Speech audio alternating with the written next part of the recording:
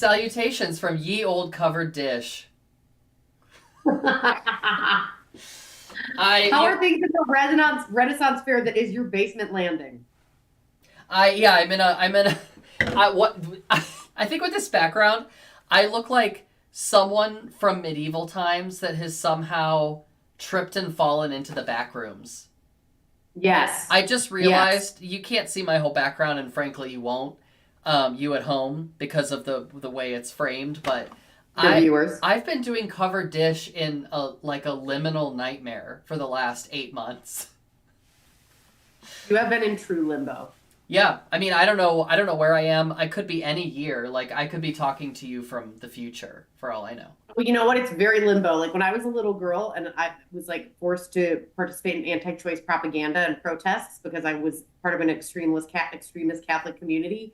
They would say aborted babies. Has I ever told you this story? Aborted babies because they weren't baptized into the Catholic Church Yeah. were cursed to limbo, to Yeah. like purgatory, Mm-hmm. just close enough to God's light to feel it, but never close enough to feel his full radiance.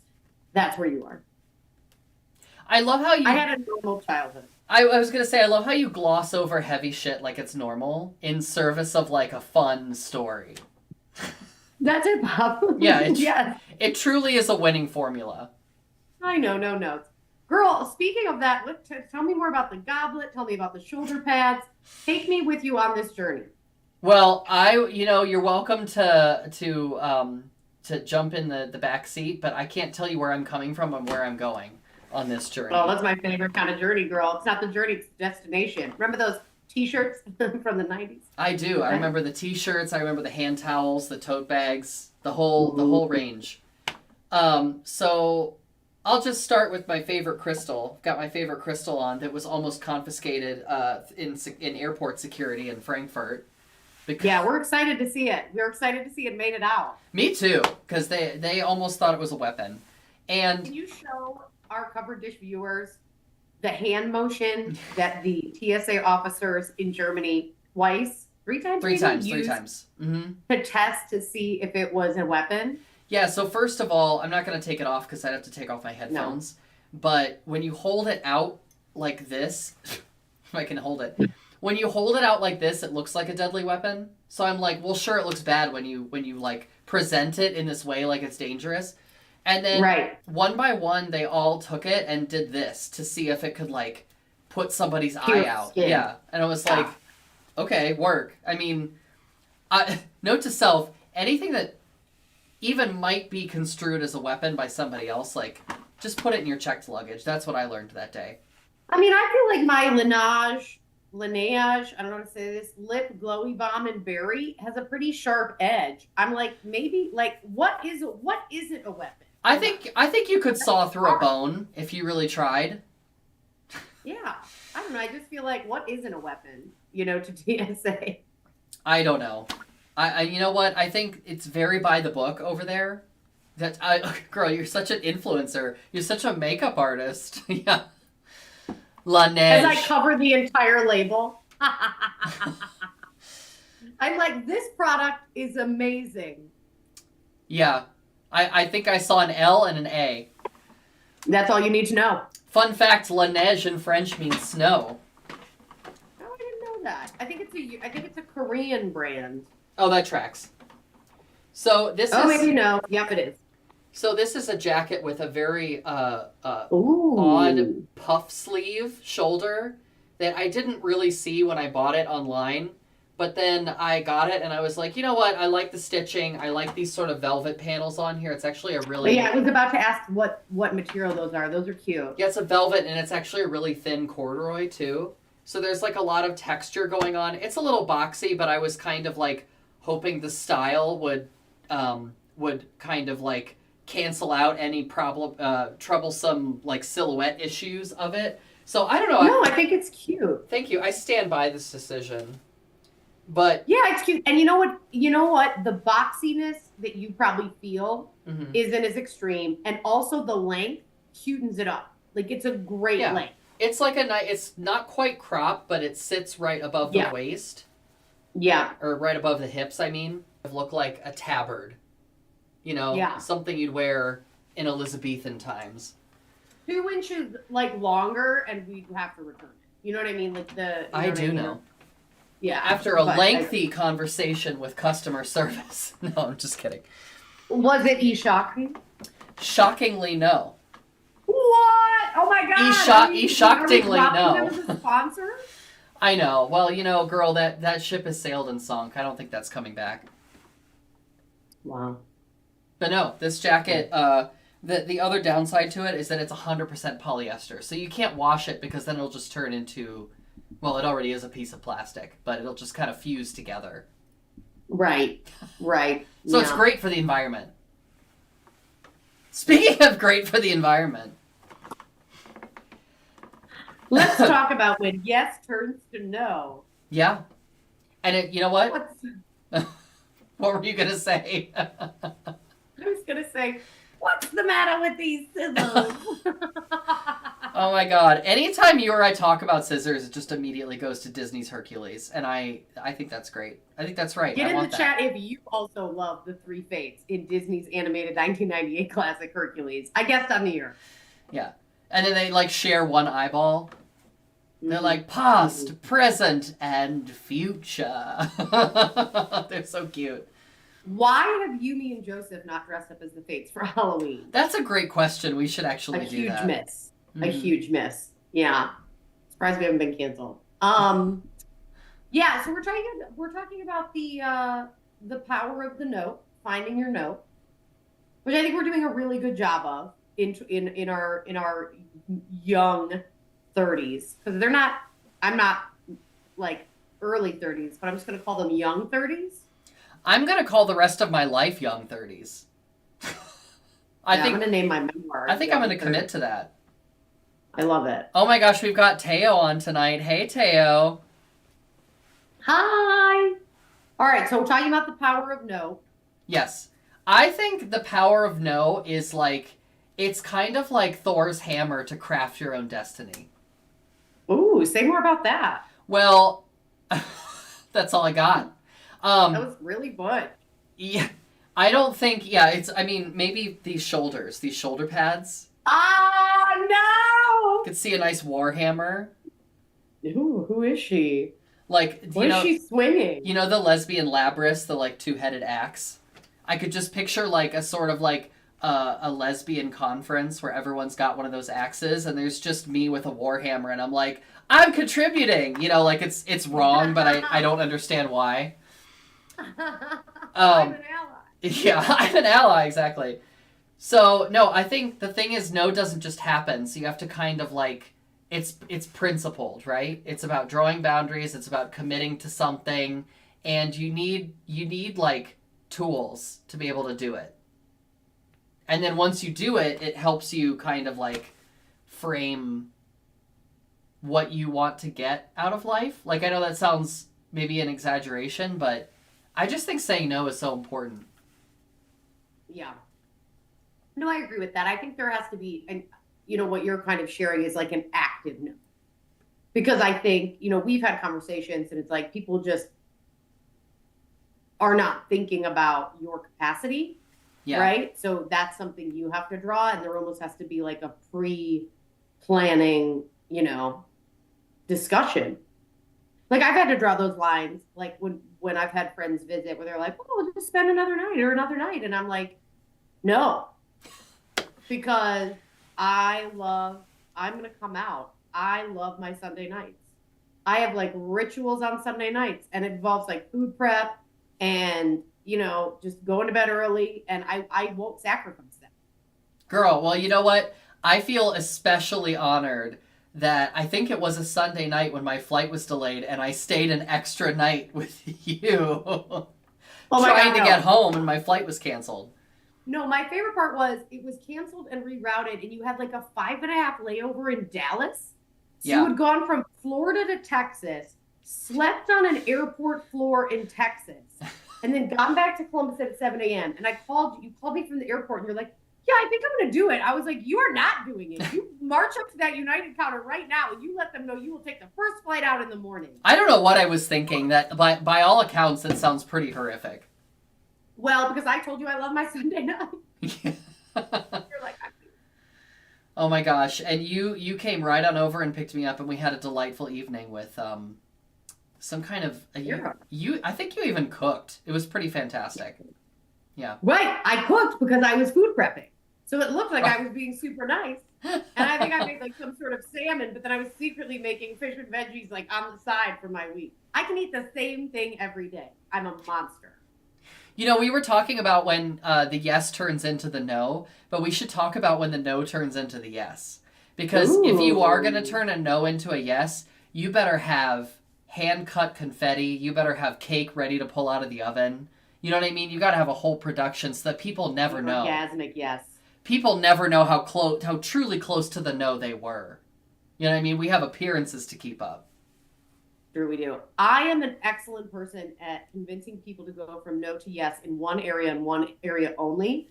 And that is in my unabashed love for sweet potatoes. And I will use them in the kitchen in every fucking meal. Sweet potatoes are amazing. And when people tell me I don't like sweet potatoes, I'm like, you haven't had mine. You just haven't met the right sweet potato. You haven't met the right sweet potato. My kitchen has the right sweet potatoes. And it's me. This is actually really potatoes. Sweet potato, also my drag name. Sweet potatoes, yeah. Actually, that's Penny's drag name. Aw, sweet potato. That's actually really great. Yeah, it is a good drag name for her. So, I'm really hung up on sweet potatoes. You know, I use a lot of sweet potatoes in my cooking, Brooke. I've had multiple partners like tell me they won't eat sweet potatoes, and I'm like, we'll see. I don't know what to tell you. Godspeed. And Godspeed in my case. And you know what? That was an excellent time to exercise no. No to that relationship. Yes. Yeah. Wow, that's really funny. Did you ever have a no that you knew was the right decision, but you kind of agonized over it even after you made it? Like you were tortured by the what ifs. Yeah. I'm like all the time. Yeah, same. That's what I was thinking. Well, I think, I find it's really difficult in the moment for me. So I get really, I think when I was younger, I didn't step back as much, and I'm getting better at like stepping back. And I also think you have to remember when we were growing up, how like texting wasn't a thing. We just talk about this as a sidebar. Like, I am amazing at text flirting. I am terrible at in-person flirting. Like, text flirting gives me drafting options. I type up shit in my notes. I copy paste. Like, you draft, yeah. I do. You know what I mean? Like, I just have so many more options. So in that also, like, when I'm in a conversation, especially like when it is like high intensity, and there is an opportunity where I'm like, oh, I should say no to this, but I'm going to commit. Here we go. We're committing to another thing. Right. Yeah. I like texting because I can walk away. And unlike on a phone call or in person when I can't, you know what I mean? And like when it comes to like any work and activism and volunteering and stuff, usually it comes in via text. So I have an opportunity to kind of sit and be like, okay, where am I at with this? And what is my capacity? If that makes sense. You don't draft text messages when you flirt with people?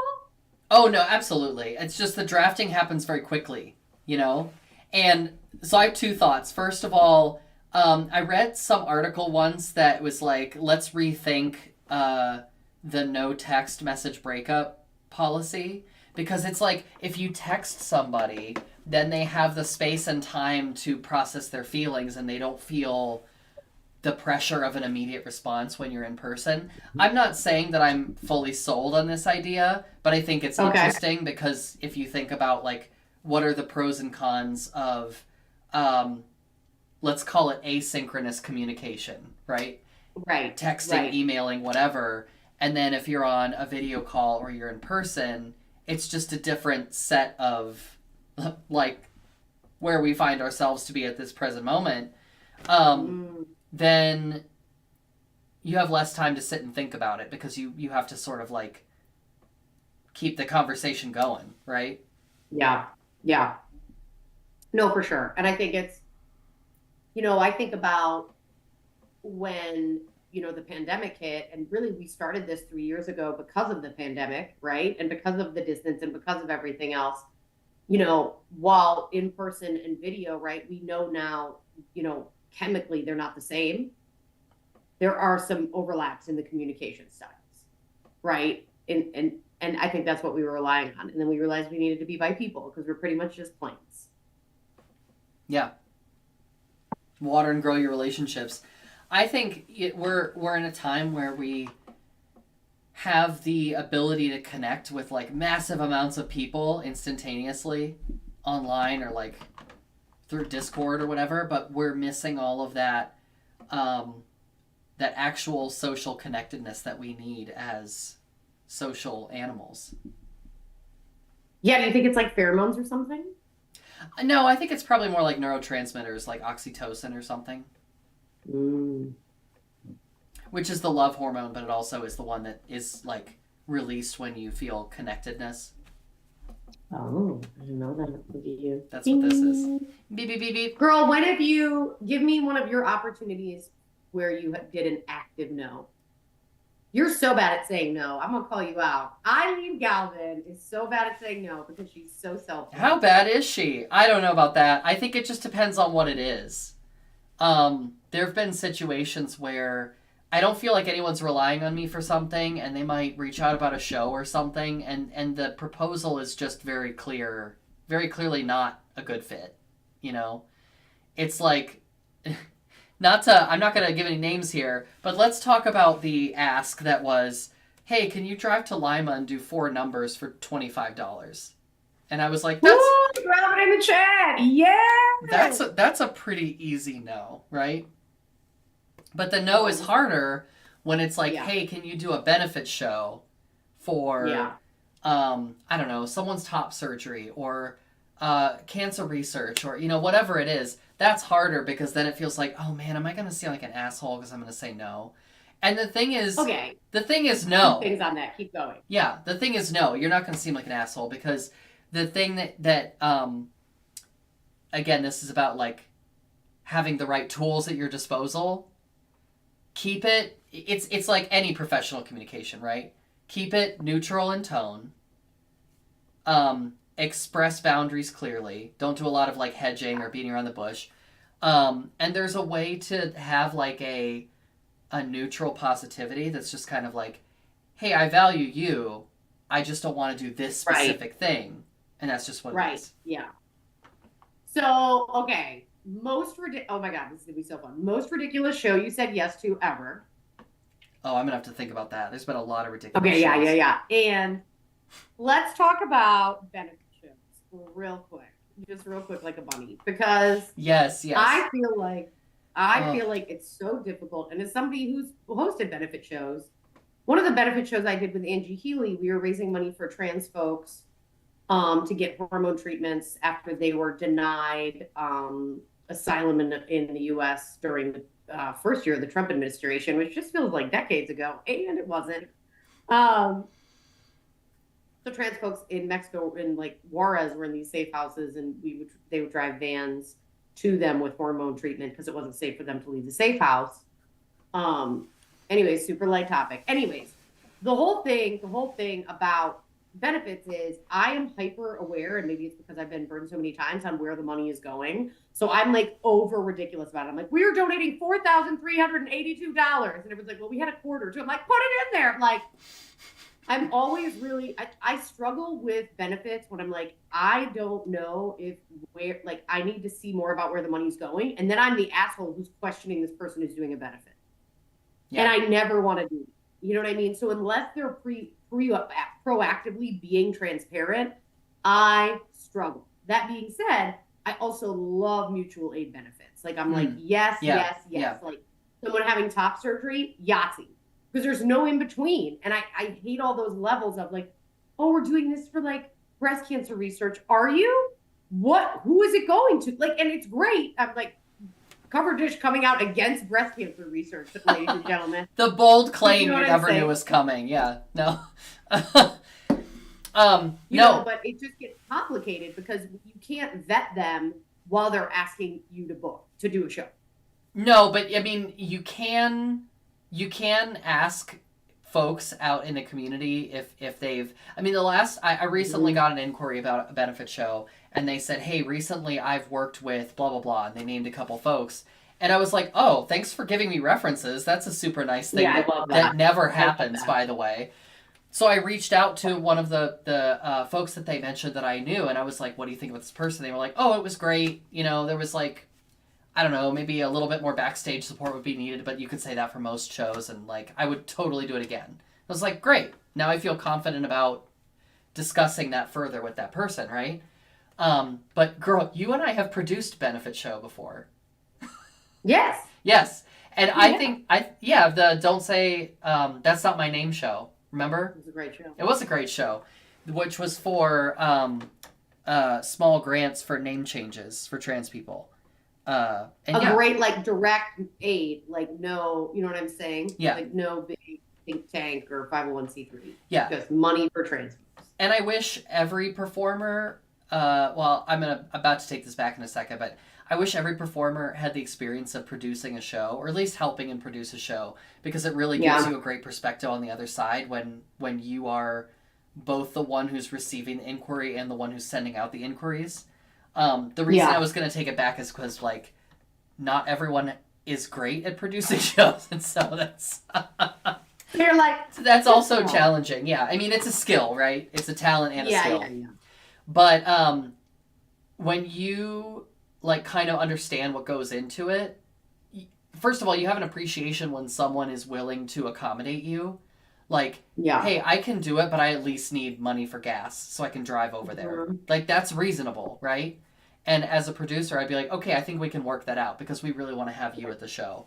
And then on the other side of it, you stop worrying. Is like, you just got to assume positive intent, and you don't worry so much about what people's response is, because you're not, in the back of your head, you got to stop yourself from being like, oh, well, why did they say that? It's like, that's their business. They're allowed to say yes or no, and you got to let it go. Well, and on that front, then you're in a situation, where you're on a show and you've all performed, and then someone in the dressing room starts talking about money.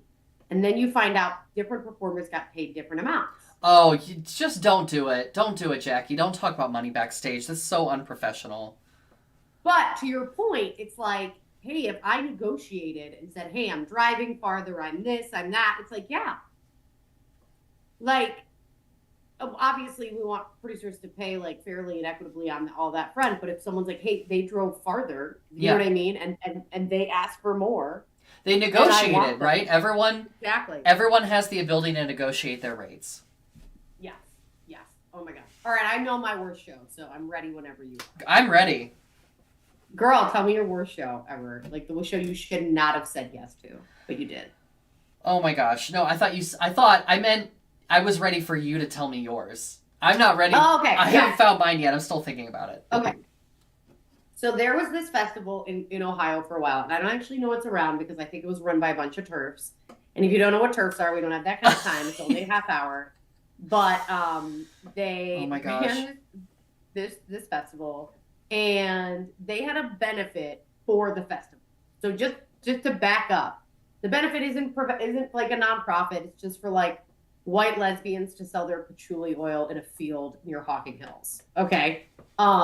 Which frankly, like also 4 of my dates.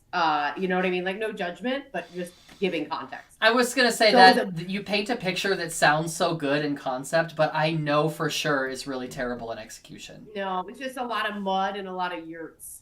That part. So they're like, hey, do you want to do the show? And I think I've told this horror story before, but it is worth it every time. So the show is at noon. Strap in, which everyone. Is not a time for a comedy show ever. And just believe women. Believe women.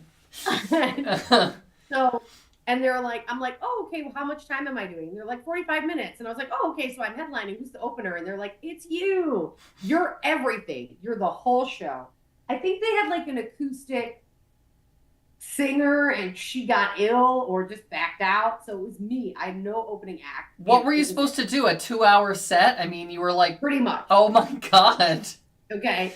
So I get on stage and I like a lot of my early, this is a while ago, but a lot of my early material was kind of about not really fitting into the queer scene. Like never being too butch for the femmes and too femme for the butches. And you know what I mean? Never really finding my home. But here's the thing. I was in the room with like stalwart old school white Midwest lesbians. Like they look at me and I look like Barbie. Like I'm so high femme compared to, right? And I'm like, oh my God. So I'm making these jokes about like wearing chapstick and not lipstick and whatever else. Obviously not tonight. And they are like, Oh my God. because like I look like Terrifying. their first wife. You know what I mean? Or, Yeah. it's just a nightmare. The Yeah. whole fucking thing is a nightmare. I get my period on stage. And for those of you who menstruate in the chat, my cramps start coming on. I'm starting to get hot. I'm supposed to run a raffle after. I cut that set in half. I think I was on stage 30 minutes max. I was like, this is not going well. Anyways, it was rough. It was a benefit show. Yeah. So I think I got paid in pizza. Yeah. Girl, I remembered, as you were talking, I remembered the show that I did that I should not have done.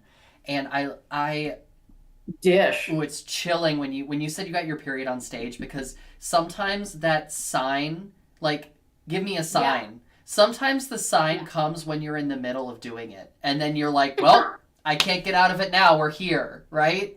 Like, terrifying. So I did a show for an outdoor, it was kind of like, imagine if you had a sex club, but it was set up outside and you had playrooms that were basically like individual curtain surrounded like outdoor areas. This whole thing was in the backyard of a house. I'm not sure why we were allowed to use the house. It seemed like it wasn't occupied at the current moment. There were a lot of questions as soon as you got there. So like there was a fence with a little like grassy gap between a fence with a table set in where you check in. And it was kind of like a little, it's like kind of like an underground party. That's what I thought at first. I was like, oh, that's cool. And then you get in and you see just a stage put together with driftwood. Jesus Christ. And I'm just thinking about your poor ankles. Yeah. Oh, it was terrifying. Then the backstage area had all these playrooms. There was a snacks and drinks that were set up on a folding card table, a series of like folding card tables set up like a banquet table. And it was just like half full containers of orange juice that probably have other things in them. Oh my God. Yeah. Oh my God. And it's just, it gets worse. So then you see that from behind the stage, you're like looking at the back of the stage. There is a door, some steps leading up to a door that is being held closed by a stool tied to a rope tied to the doorknob. And I was like... Is it like a Ruth Goldberg device? Yeah. Like if you pull it and like mousetrap happen? Exactly. Like you move the stool and it opens the door because it wouldn't hold itself shut. So I'm feeling, and the event has started, so I know I'm going to need to go on this stage for the first time as I'm performing. Yeah. The worst. So you just have to, like, thankfully I had not too high of a heel. It wasn't a platform, but you just have to, like, really have sure footing, because it's anyone's guess if that stage is going to hold itself together while you're performing. So I didn't even get to the best part yet. You go inside the house, which is where the dressing room is, and someone was showing us to the dressing room, in which there is a bed with just a mattress on it covered on plastic and nothing else. That was the dressing room. And then next to the dressing room, there is a bathroom that they very pointedly tell us, whatever you do, don't use that toilet. They didn't explain why. They just said, don't use it. Was there any other furniture in the bedroom? No, I think there might have been like a chest of drawers and a bed, and that was it. It was really sketch. Were there other performers? Oh yeah, there were other performers. Oh my God, were you all dying? No, I mean, I think we were all in the moment when something like that is happening. Mm-hmm. You just put your face on and get to work. Exactly. You just put your happy face on and you just smile and think of the money. You know what I mean? Which, by the way, was probably like $20. I don't remember. It was one of those things, like a favor for a friend kind of thing. Like we're trying to get this off the ground, this idea, and it was just like, well, you got me for the one. You know what I mean? You got me to do this one. By the way, someone used the toilet halfway through the show, and it doesn't flush. So then you've just got like poop hanging out in a room next to the dressing room. Yeah, they pooped. They pooped in the toilet that they said not to use, and then it didn't flush, so it was just kind of like hanging out with us. Oh my God. I love that both of our horror stories are adjacent to yurts and tents. Yeah, they are. I mean, outdoor shows have... Don't do it. It's a high risk. Just don't do it. It's a high Just risk. don't do it. You know what? Just take a minute. Don't do it. Mm-mm. I promise you. Get a karaoke machine and don't book anyone. Anyway. I've had some other doozies, but I think that one takes the cake for sure. That is good. Also, I did not know this. Did we live together when this happened? No, this is before. I think this was like 2012 when this happened. Oh my God. What number did you do? Was it Pink Panther? Probably. Oh. Probably. What was I doing back then? I was doing Pink Panther. I was doing I love your Pink Panther. Portishead. All Mine by Portishead. Mm. And then I had a Kraftwerk number, which I was doing for me and no one else. It was just for you. Just for me. I love that. It was like a robot. The concept was like a robot sex doll. Yeah, I remember it. Yeah. It was, I mean, Yeah. It was a choice. I was going through a lot in my youth. Yeah. I was going You through a know, lot. art isn't really about other people. It's about you. I would love that to be like the little, you know how sometimes at the beginnings of chapters they have a little italicized quote above the start of the chapter. I would love it to just be like, art is an interesting thing. And then it starts the story about the robot sex doll number that I did in 2011. Oh, you were such a baby queer. Yeah. Anyways, girl, we're past time because we love to Oh my gosh. yeses into nos. Oh my gosh. Anastasia, Alchemy. thank you for the support. Anastasia says Portishead is sexy AF. And yes, they are. It was a great number. Maybe a revitalization of a revival in 2024 of all your original numbers. How MAME national tour. We're doing a revival.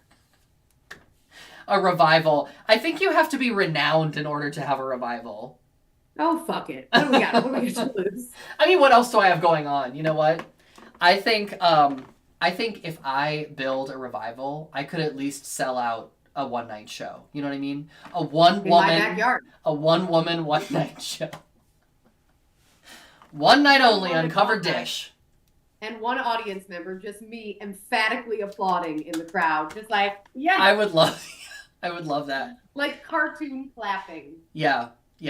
Oh, God. Well, I love you. Thank you to everyone Love who you too. tuned in. We'll be here every Tuesday at 7 p.m.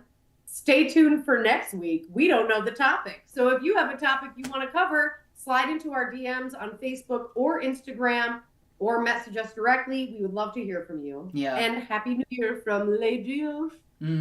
Or just stop by and say hello. Now that you're here, you know where to find us. See you next week. Bye.